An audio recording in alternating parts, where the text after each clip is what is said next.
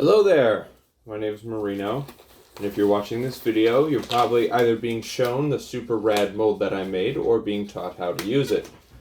So, after a few days of research and development, a whole lot of failures, I'm finally getting to be able to put to use this big, beautiful mold that is designed for the replication of a particular magic wand.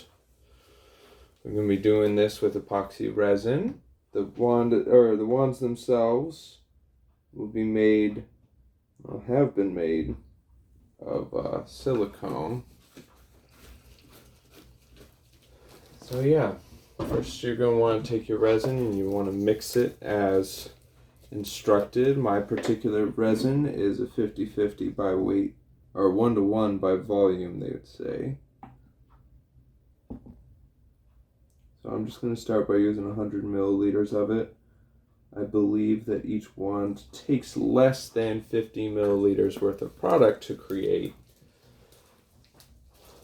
But I'm not going to be upset about having extra on hand.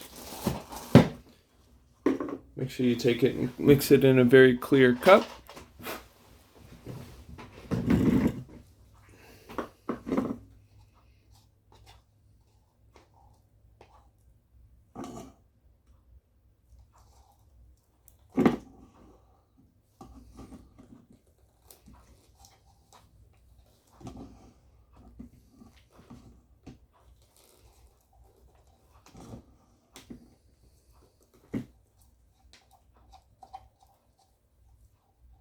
It's important that you get as much of your resin as you can, well, both parts of your epoxy out of your measuring cups so that your ratio stays even.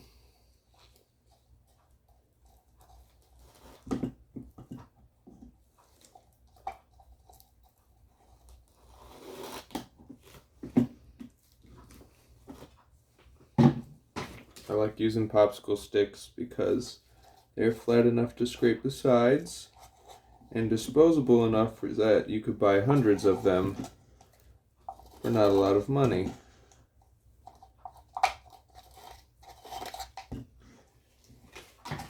Now that they're together, it's important that you mix them, and that you mix them well. You'll notice it gets cloudy for a minute and it'll re-achieve a certain clarity once you've mixed it well enough. This whole time I'm using the bottom of the stick to scrape the bottom of the cup. You want to scrape the sides, get it off of the stick, reintroduce that back into the cup. Yeah, and after you've been mixing it a minute, a certain chunkiness about it will disappear and it becomes much smoother and more clear, where the only lack of clarity that you see is being caused by bubbles. When you're a little up close, it'll be a lot easier to tell it. It goes from being foggy to clear, and now it's just bubbly and clear. Whereas before it was both foggy and bubbly. Making sure to scrape off your sides and stuff, because if you have unmixed in hardener, you'll be able to see that. You'll see these weird swirls, kind of like heat coming off of the pavement, mixed in with your resin, and that just means that you did not mix your product well enough. Most resins have a super long open time. I know this stuff in particular I can work with for 40 minutes before it calls it quits. So there's no sense in not taking your time mixing it all real well.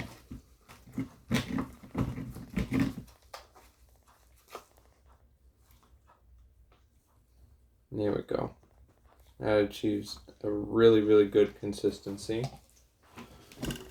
I'm going to run in my vacuum chamber. You may not have a vacuum chamber. If you don't, you want to just let it sit. If you could warm up your resin beforehand so that way it's more viscous, then the bubbles will come out of it a little easier. Otherwise, just roll with it.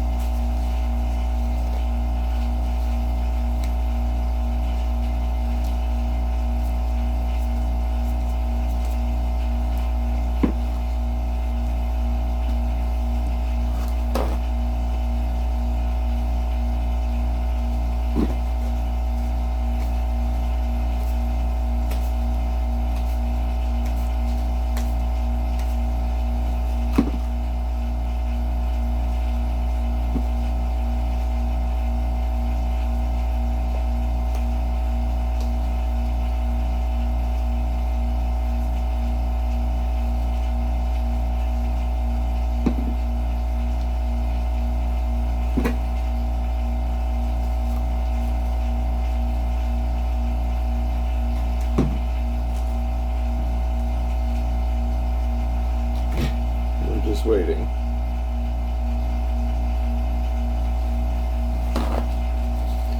So the plan is to take this mold, opens up like this. We're going to pour a snot load of resin right into the troughs that I have here set up for the actual wands. But the goal is going to be to over pour it drastically. Like, we're going to make a huge mess.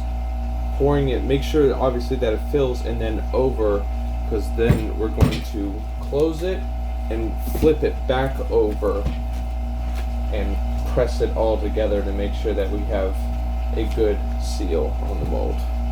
Okay? And that whole process has to be done with some speed, because even though the resin's goopy,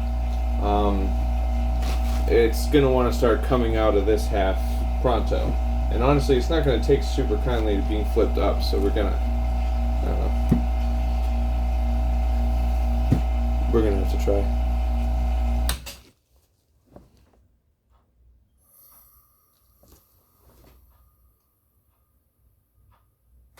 We're waiting for the vacuum chamber to depressurize. You can wait with me.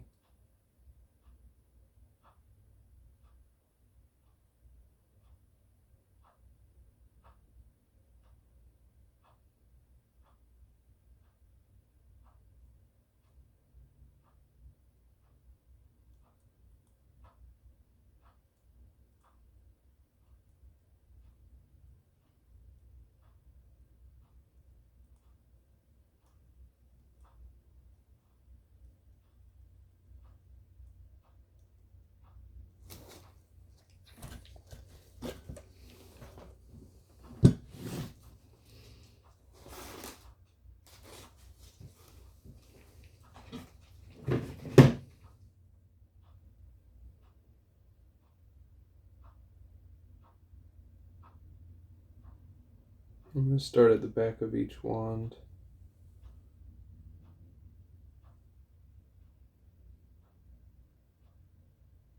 Rely on the excess to flow it upward. Yeah.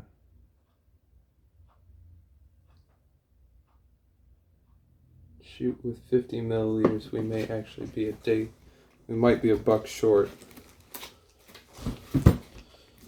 So it may be closer to 60 or 70 milliliters per wand. We want to make sure that this is completely flat.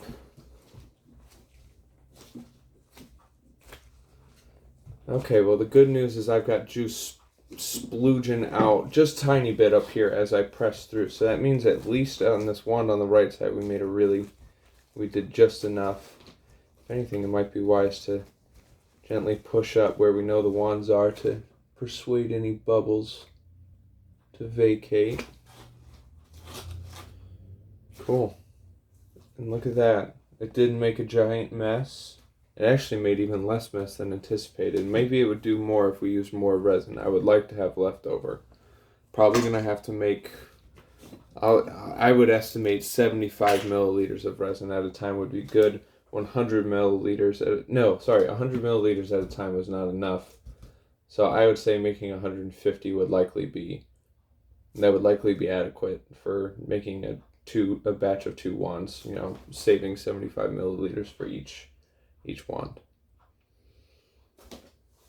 Check it out. Thanks for watching.